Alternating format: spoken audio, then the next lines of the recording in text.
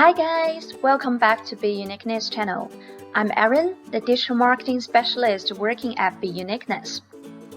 In this video, I'm gonna show you how to create a personal Facebook account. So let's dive right into it. So now, I go to facebook.com and over here, I can create a new account. So let's just put in my first name and then surname and my email address, then re-enter my email address. Okay, and then put in the password, my birthday, it's May 17th, 92, and I'm a female. Then click on sign up.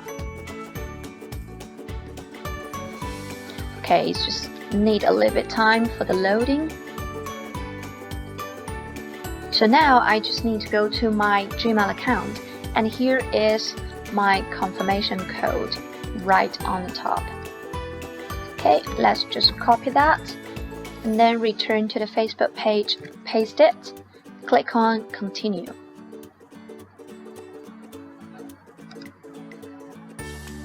So now it says you have successfully confirmed your account with the email erinwho@beuniqueness.co.uk, and then you'll use this email to log in. Click on OK.